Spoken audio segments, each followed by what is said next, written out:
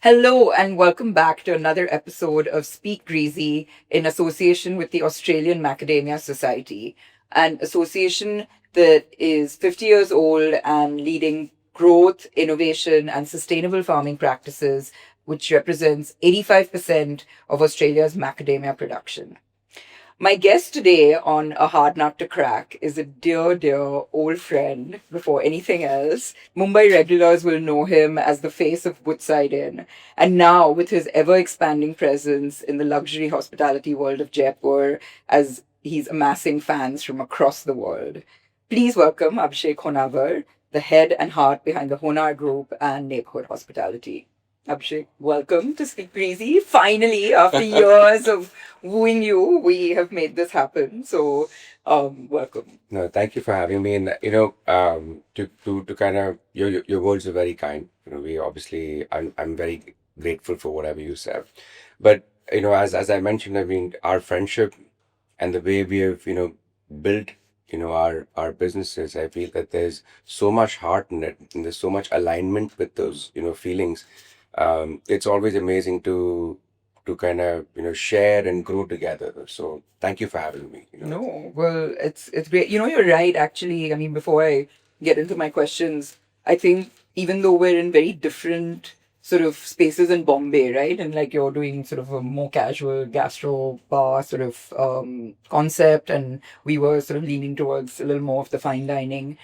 Uh, I think independent of what that sort of product is, we were definitely very aligned in our ideas of hospitality, and of course we'll talk about that a bit later and how we ended up even doing something together. But I'm glad to say that that is very much in sync, and I think it's I mean, I'm not saying this because you're here, but what you guys have built in Bombay and also now here in Jaipur, um, there are very few people that I sort of look up to in hospitality. Gauri. And I think no, it's true. I'm not just saying that. I don't flatter easily.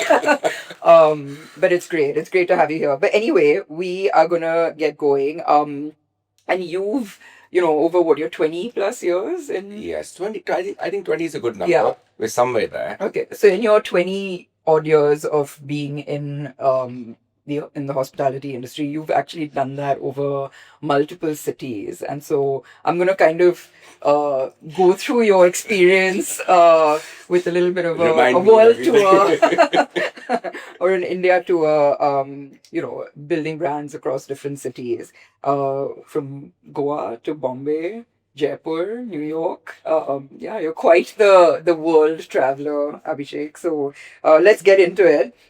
We're sitting here at 28 Kothi, which really feels like home away from home. Thank you. And I absolutely love it every time I come here. But, this was your first foray into the world of hoteliering, Correct. right? From all the restaurants that you've Correct. been building. What made you start a hotel, and that too in Jaipur? Yeah. Thank you. Thank you for, asking me this. And, when you build a journey for yourself, you end up validating constantly. And I've constantly looked for validation with loved ones, with friends, to understand if this journey is making sense. I didn't build this business to create a cash positive operating business. I built a business because I cared for the feeling of the business, and yes, that would eventually turn into something that will be that would create a value proposition. Um, that said, when I moved to New York, which was also a whim, I just moved to New York. I followed somebody I fell in love with, and I moved to New York. And I remember my chartered accountant then telling me that you're stupid. That's what you were going to say. My family telling me. I love how you said No, your my family didn't say anything to me. That was the crazy part also. But my chartered accountant said to me that you're stupid. You have three restaurants here. What do you think? What are you gonna do there? And I actually didn't answer that question. I just left. And fast forward to my journey of going to New York is is when I discovered myself, I feel, and I started understanding what my culture meant to me and what would I bring to New York, because it's a country of immigrants, it's a city of immigrants. So what am I going to do? I was doing a gastropub before that. So am I going to teach New Yorkers how to flip burgers? No. Craft beer? No. How to be casual at bars? No. So what am I bringing? So I started looking back to like, what is my identity and what am I contributing?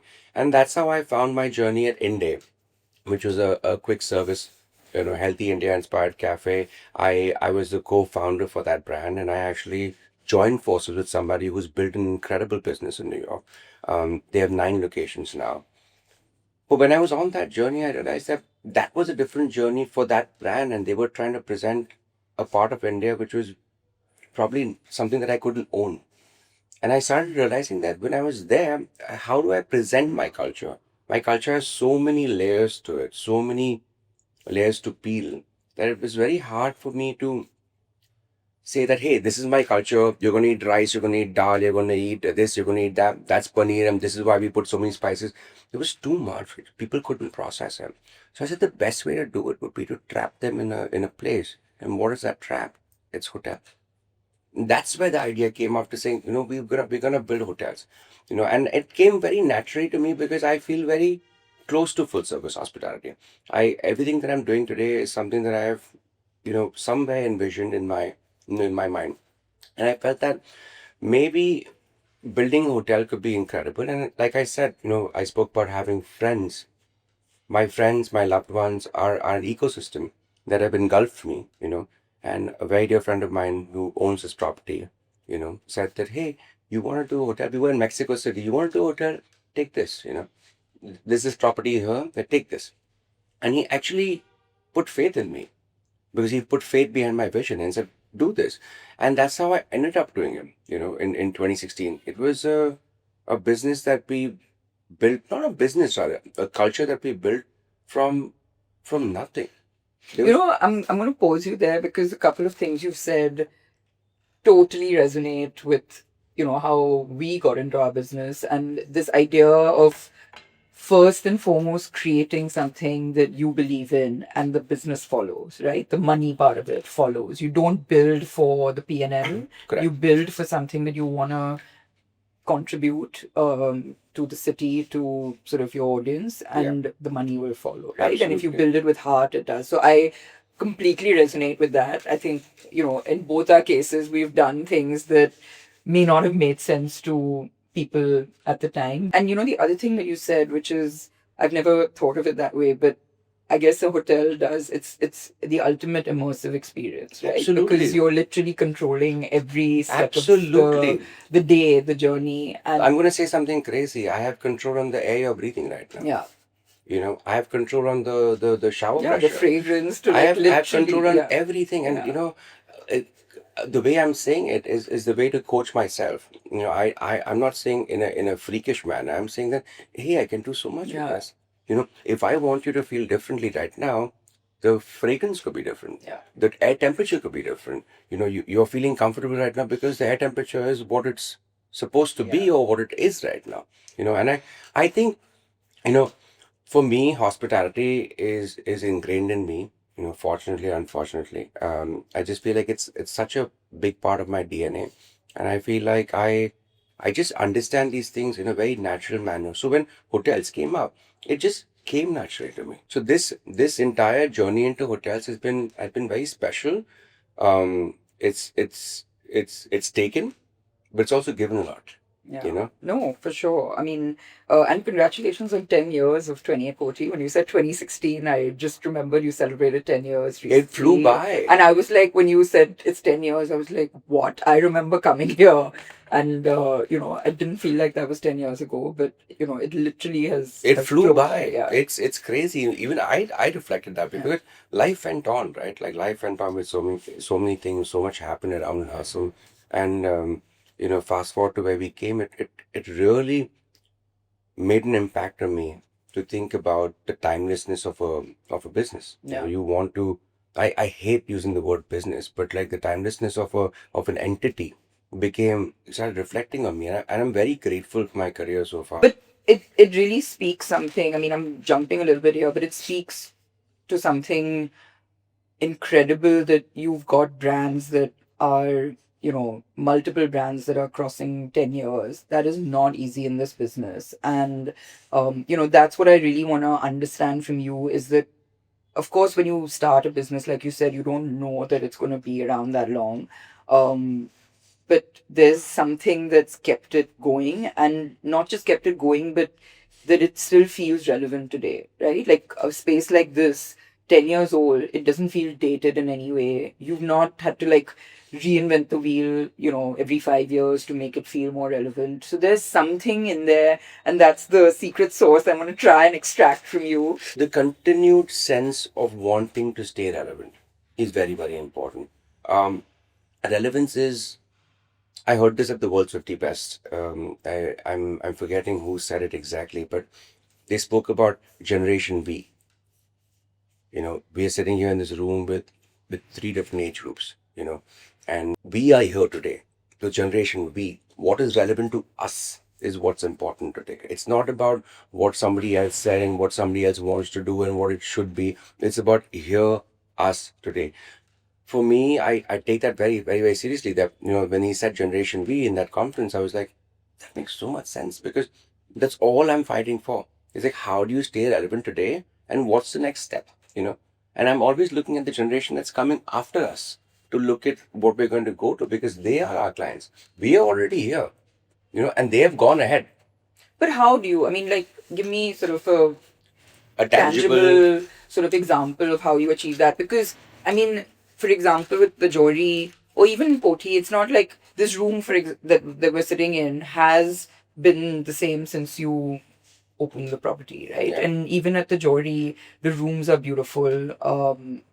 You're not changing things as such, or not in a way that I can see it. Maybe you are doing small things that what does this relevance actually mean? Like, how do you stay relevant? So I think listening, I think it's been a very big part of my journey, and understanding what the needs are.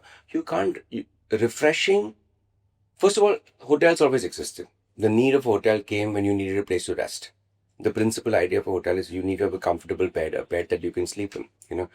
How do you make that experience the best? How do you elevate a part of the experience? A suite does not need to change, but a part of the experience can be uplifted. It could be small things like the sheeting, the weight of the duvet. It could be the shower pressure. It could be the product that you're using. It could be the conditioner. It could be the moisturizer, the hair dryer. It could be the towel that you're using. It could be so many things, and I feel like you have all these opportunities and you have all these ways to woo people, or you bring them into your fold, which is extremely special. Why can't we make the most of it? How do you, for example, because you talked about um, looking at the next generation, right? Who's going to be your future consumer, for want of a better word. Um, how do you stay relevant to our parents' generation that can afford to stay at the Johri, our generation that is, yes, coming into Looking to wealth spend, and yes. like looking, Yeah. to not wait till they're much older but enjoy life. And the next generation that is a mindful consumer, and, you know, maybe coming into money slowly, but is also, everything's getting expedited, right? In Yeah. terms of the spender, right? Correct. It's they're not waiting to enjoy life. Correct. So how do you firstly, do you make yourself relevant to all three generations, or do you focus on a particular target Yeah. age group? Um, and if so, how do you achieve that where everybody feels like they want to be there? In every part of that three generation, sorry, in every generation that we spoke about three, 1, 2, 3, and there is something that is relevant, which is generation V. A 80-year-old person has a spark in them, which is connected to this. A 40-year-old person has a spark in them, which is connected to this. A 20-year-old person has a spark in that, which is connected to this. it is not dictated by the amount of money that they have. Obviously, if you're arriving in an establishment, you know what you're getting into. Whether it's going to Udupi restaurant to have a coffee and a dosa, whether it's going to a fine dining restaurant, or buying a Chanel bag for that matter, you know what you're getting into. You don't arrive and be like, oh, so you exactly know what you're subscribing to. But what is the feeling behind that? How do you classify? How do you compartmentalize? And what is the common thread that you're feeling? So I was amazed when we built the Johri. We actually built a hotel in a place where I've been deeply uncomfortable with. Remind me of the time we went to a bazaar in Bombay. We never went because, like, oh, bazaar busy, Grimy, dhakka it's bukka. like, yeah. You just let it go, right? Fast forward to me signing that lease at the Johri, and I was walking. First of all, it was not called the Johri. We called it the Johri. Walking that lane, there was like, whoa, there was motorcycles and people and cows and like it was insane. And I there are many days like suited booted walking into the project. I was like, oh God, what have I done? I put my right foot forward, picked up a big stone and dropped it on my foot. And I was like, this is truly, have I made the right decision? But going into that, I don't know where this came to me that how do you celebrate cultural luxury? How do you have a continued sense of relevance? And it comes from the timelessness of a bazaar. We picked that. The bazaar didn't pick us. We picked the bazaar. We said, we're gonna, you know what? We're gonna Gonna build own it. something. Yeah, Yeah. we're gonna get into it and embrace it and Yeah. own it and more than owning it, like just fall in love with it. Yeah. Like we Celebrate it. yes, Yeah. just go close to the chaos and be like, yes, you're chaotic. It's okay. I said this to somebody yesterday, that if you picked up the old city of Jaipur and you took out Amer Fort and Jaikar Fort, took it out of Jaipur, what are you left with? Nothing. Nothing. So we have to celebrate this. This is all we have. We have to get deeper into this idea. And this goes back to that idea of like, what do you stand for and what is your culture, right? Correct. It's not just a box that you're ticking that, it looks like this and it should have these motifs and it Absolutely should, not. you're really immersed, and it comes back to that I've never thought of it that way. And I know that the Johri is, for those of you who don't know, the Johri is in the Johri Bazaar, which is the jewelry market of Jaipur. And yes, you have to walk to the property, you get off on the main road and you walk to the property. But even that experience is elevated, just by the way the people meet you at the main road, and like, you don't feel like, oh my God, where have I like come, and even if you do, that's The totally fine. discomfort, and it's so you asked a question about the secret sauce, and I was trying to reflect on it, and I've never thought of it as secret sauce, but I keep thinking, what about it works? And there are many learnings. Staying true to an idea, staying relevant, having the ambition and the appetite to constantly deliver something that you feel close to, and making commercial sense out of it, which is truly, Of course. anchoring part of the business. I think that's the sauce. But I again, like, it's funny when you're talking about this. First of all, it feels a contradiction in terms sometimes, because you're in a bazaar where everything is very value driven. It's not like, it doesn't, luxury is not the word that comes to mind. Yeah, And sure. you've created this experience in that, but it doesn't feel like you don't feel like guilty about No, I being in don't. that space in the middle of that bazaar, right? Where someone is selling something on the street. True. It's very much part. It's just strange how you it's pull that fun. off. It's interesting that you say all these things, because there have been so many moments of like distress in creating the experience, because you are trying to understand the experience. We're about to open a new hotel in June. I'm going to tell you something about it. At the entrance of that, there is a urinal, a massive fucking urinal. It is a urinal which I've been like, this is a disaster. How are we going to, create, value in that access? And we've thought, we've pulled strings, we'll relocate this, we'll do that. We tried everything. And suddenly somewhere I made peace with the fact that this is a urinal. This is where 100,000 people come to take a piss. we have to figure out a way to, like, embrace it, because they need to take a piss. Yeah, that's a practical reality. Exactly. I happen to be trying to start a business which is in this lane now. Who am I? I'm nobody. Address it, embrace it, saying that, okay, you're there. You're there. That's it. Now you want to paint it pink. You want to put like a Japanese, flushing system into it. You want to put a water pressure thing on top. You want to put someone garlanding you when you're taking a piss. Whatever you want to do it. That's aside the point. Is first acknowledging it, Accept it. and saying that you're here. I'm gonna come By the here. way, it was there before you. Exactly. Yeah. So, like, how do you? Yeah. Why are you battling it? And I was battling the many things. When you grow up in a city like Bombay, you're pressured. You're pressured here also. You're pressured in life in general, but you're pressured, and I feel like this opportunity of thinking about things a little differently, and you have to fall in love with something. I'm not in love with the unit, obviously, but like you have to fall in love with the existence of something. And if you can figure out a way to be cohesive with them, somebody in the luxury space, like, oh, we can't do this. Sure, you're absolutely right. I don't have any other opportunity. I'm picking the opportunity that's picking me also. Maybe in 10 years from now, I might have different opportunities and I might make different decisions.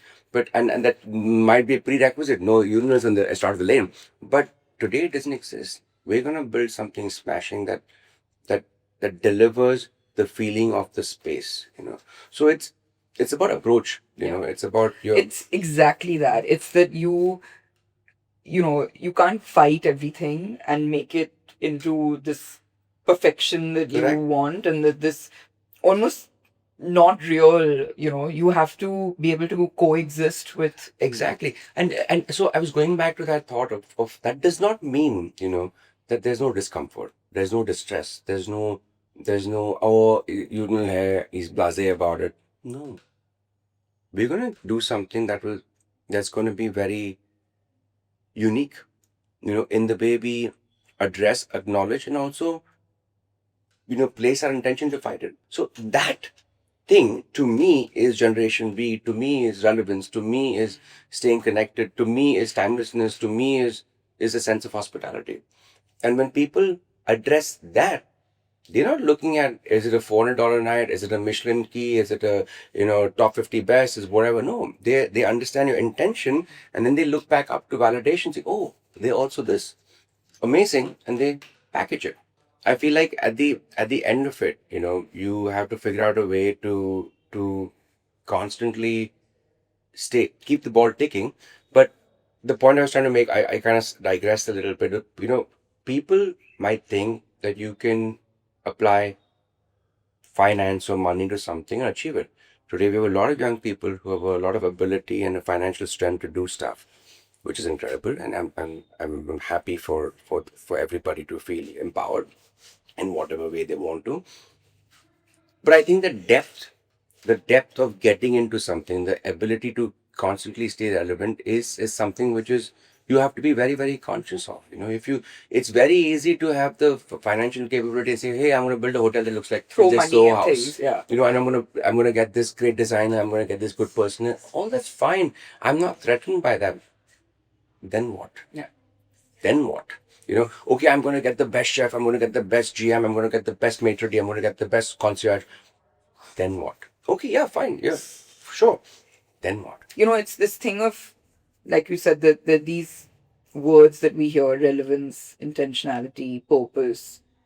And a lot of the time, we want to believe that we're doing it, but I don't think we even understand what that means. And uh, what I'm understanding and sort of from hearing you is that it's not a hotel. It's not just about a transaction of come, stay here. Yes, you get a good breakfast and blah blah. You have these amenities and all of that, and then you leave. It's a lifestyle. It's a thought process.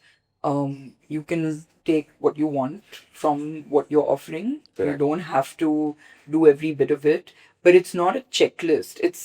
It's a it's a lifestyle. We've never once said anything about our establishments to anyone.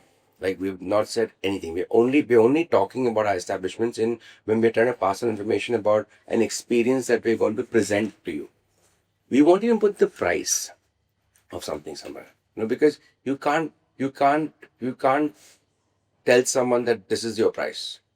You know, yes, you need to know what your MRP, but like if you're giving an experience, how do you That's say that should be the sort of after effect? afterthought. You Yeah, shouldn't yeah. even think about it. Yeah. Like if I did this, You should be sold without knowing yes, that. like Yeah. this coconut water is, I'm drinking the coconut because I want to drink coconut water, but should this be 100 rupees or should it be 1,000 rupees? Is dictated by the experience around this coconut water. Yeah. You know And how much you value exactly. So drinking it now. can you create that experience? That's what we are focused on. Can we create that relevance? So relevance to me is this. To me is like, okay, fantastic. Coconut water, temperature outside, the temperature of the coconut water. Oh, they put chia seeds also. Why?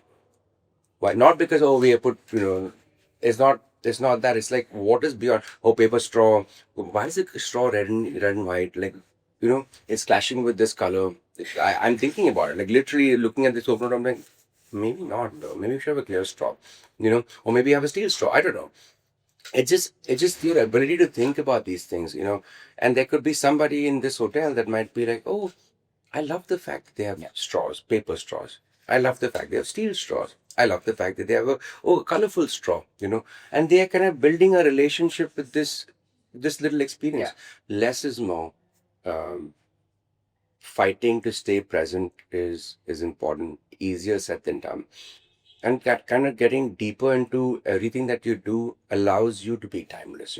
That's the core value of, like, our sense of hospitality. Does it come down to having like brand pillars in a way, which, as long as you can tie it back to that, it sort of fits? I'm always, yes, you're right.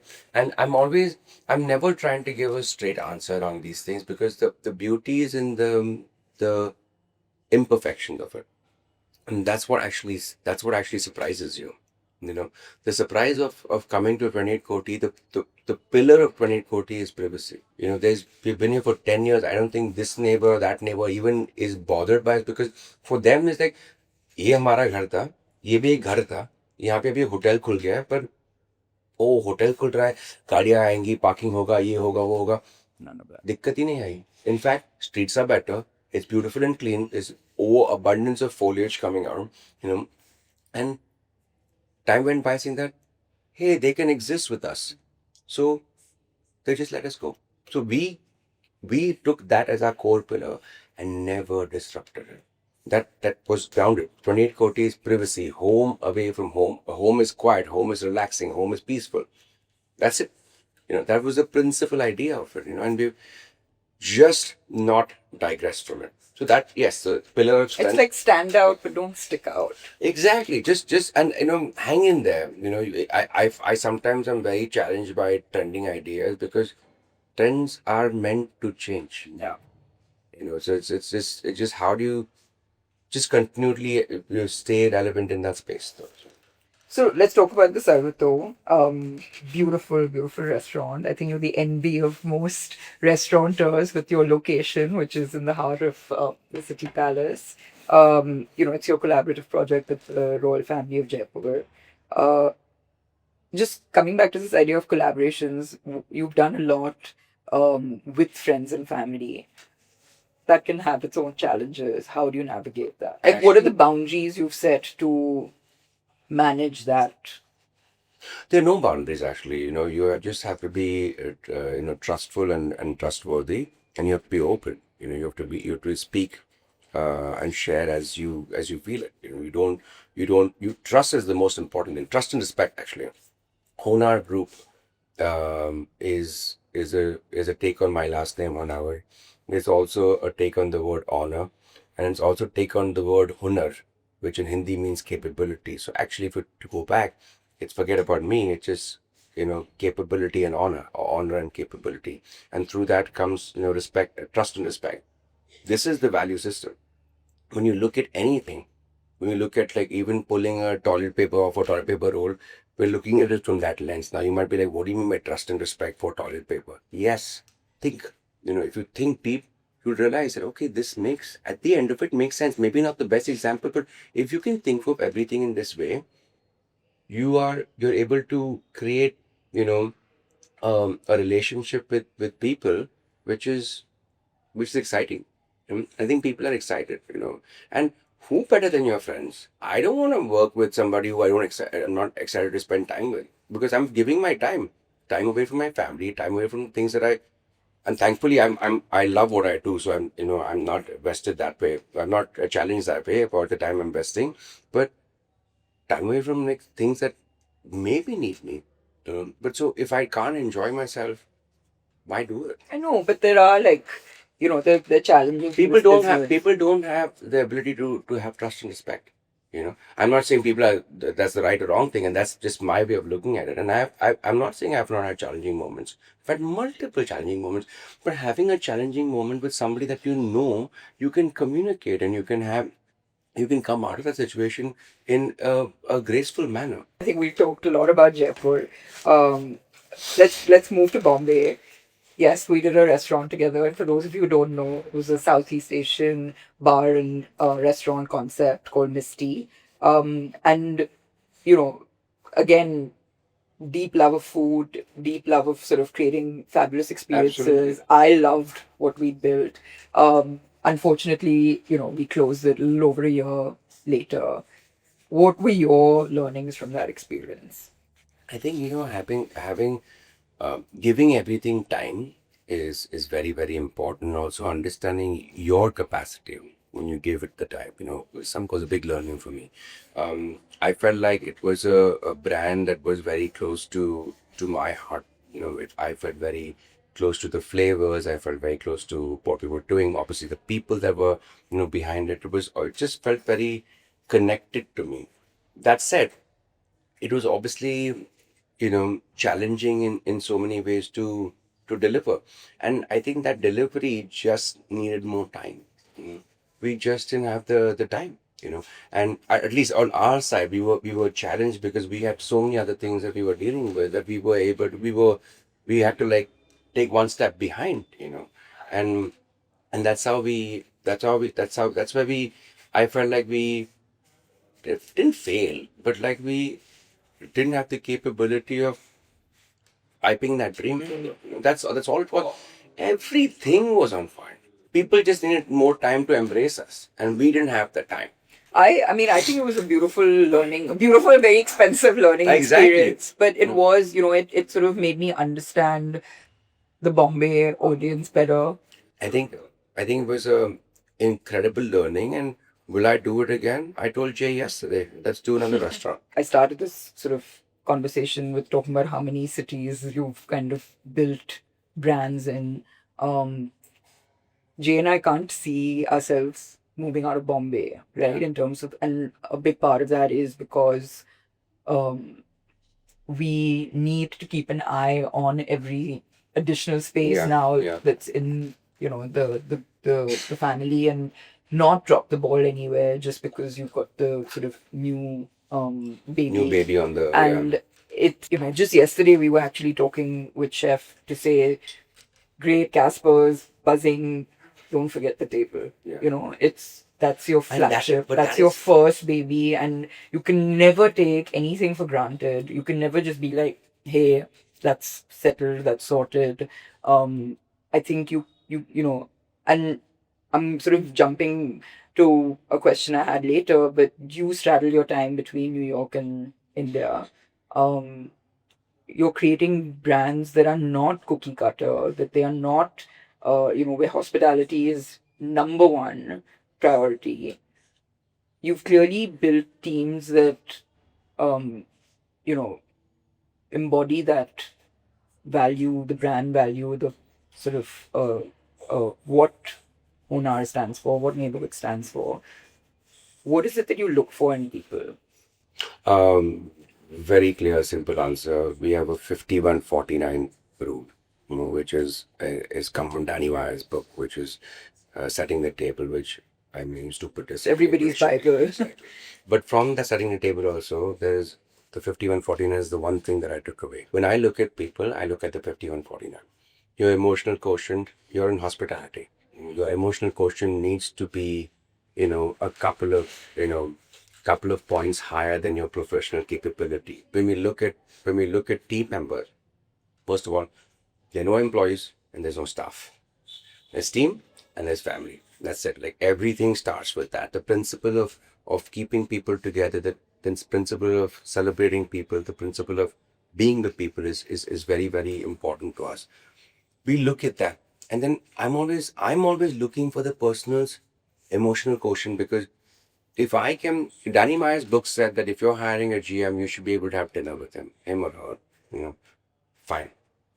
But maybe that today Danny Meyer is saying this because he was sitting in New York building a restaurant, and everybody is capable of holding a fork and a knife and eating a meal at a restaurant that he's paying for and he's paying for. It's subjective to that city that you're in. What if you're in Jaipur? So I started thinking about, I went to Japan, I went to Tokyo, and I know this person, the server was in front of me, and I was like, he couldn't speak English properly. He's speaking broken English. He was taking full top dollar from me for what I was dining. Yes, the food was impressive, everything was great, but I was like so culturally invested in saying that I need to learn your language. I need to do this and do that. What about us? What about our guy who's standing here who knows broken English? No, no, you need to speak English. You need to speak fluent English. So now move that person to the hiring space. He was like, how do you find these people? How do you celebrate these people? How do you figure out a way to be saying that, hey, you belong here. Don't worry, you're not outcast in any which way.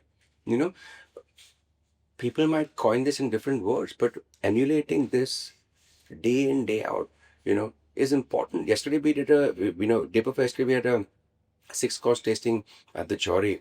We had this, amazing idea that we celebrated, and I was there as a part of the service briefing because I found it important to be a part of it, because it was who's we are celebrating a zine that was shot by a photographer who made the hotel the muse, and then we were taking pictures from the zine and making it a course that you're going to eat. My God. So I said, one second. I should come to this briefing and I should brief the team. So I was briefing the team, and I actually spoke in Hindi. The whole briefing was in Hindi because he said, no, I need to get into their soul, not their heart, their soul. So that to me felt so important, but I allowed them, and not I didn't allow them, but the idea allowed them to feel, to take the ownership of that. And I said to them in the end, I said, guys, at the end of the day, smile, keep your chin up, and speak confidently. If you don't know, say I don't know. I'll find out and come back to you. That's it. It's okay. Have a blast. That word of encouragement relaxed them, and they gave it their best shot. It was similar to me being in Tokyo, being like, trying to understand, looking at my translation, trying to say it to him, like, what an effort, then make an effort here now. Why shouldn't this lad from Jaipur not have a chance, or this girl from Jaipur not have a chance just because she went to a Hindi medium, or went to this, or went to that, or went to a vernacular medium education? Why shouldn't she have a chance to be the best person she needs to be? Why are we objectifying? Why are we classifying? Why are we, this is my thing. So for me, at the end of the day, I think, people, the people that are a part of this company are the most important asset that we own. This asset is even more important than the most VVIP guest that has stayed at the hotel for 100 nights, has probably spent thousands of rupees dining with us. It is still more important than it. It's going back to that, right? This hospitality is about how you made someone feel. Absolutely. Yeah. And it's just about them feeling, it's us feeling, not them, it's us feeling good about what we do. And I catch our guys all the time, like, oh, staff meal नहीं है. Yes, staff meal हम लोग बोल चुके हैं 1000 बार, because ये आप हमारी language में अपन family भी, it's not appetizers, hors d'oeuvres. Yes, appetizers is a word. It's hors d'oeuvres because we are doing it in this zone. If we had a casual restaurant, we'd call it appetizers.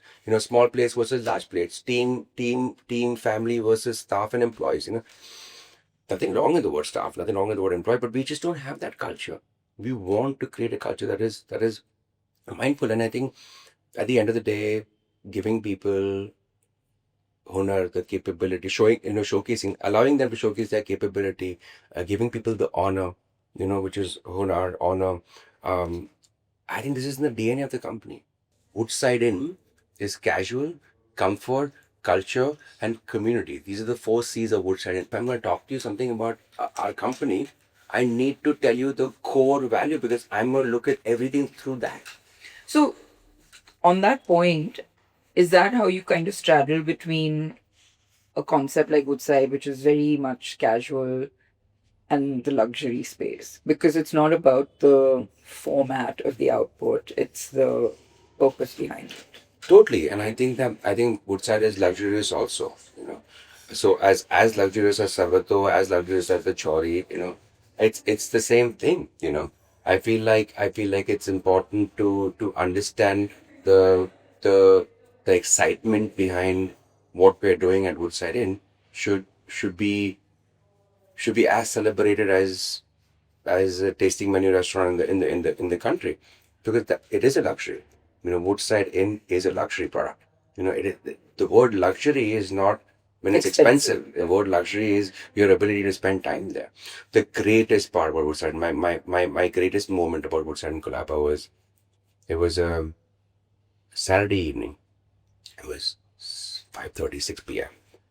As it was in the formative years. It was probably 5:36, no, it was 6:37 p.m. And I was standing there in the middle of the room, and it was a packed evening on the ground level. One side I saw people dressed up in a tuxedo. To my left were going to the Royal Yacht Club. I had like some yacht club at some kind of a dinner where people were dressed in black tie. And the right hand side there were a group of guys who had come with soiled football studs. And they were drinking martini and they were drinking martinis and some wine, and these guys were chugging beer, and they coexisted. That feeling of casual comfort, culture, community, it just stayed true.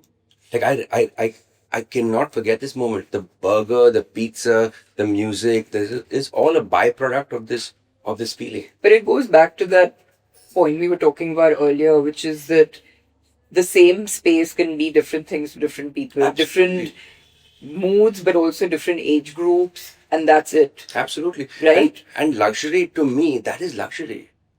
That is a luxury. Luxury that this person felt comfortable with that person, with me in the middle who was like, what is going on? But I was like, wow, what a moment, to kind of be able to do something like this. I think the point is that this is the foundation of any sort of idea in hospitality, right? And whether it's everyone's purpose can be different, everyone's vision for what they want to build is different, but True. identify it. Absolutely. And then, allow it to trickle down to your team who have that 51, but also need to understand what they're putting it towards. Absolutely. Right? And bring some alignment. So I think that is a really important takeaway. And you talked about taking brands or visions to different cities, but yet being sort of respectful of the city that you're in.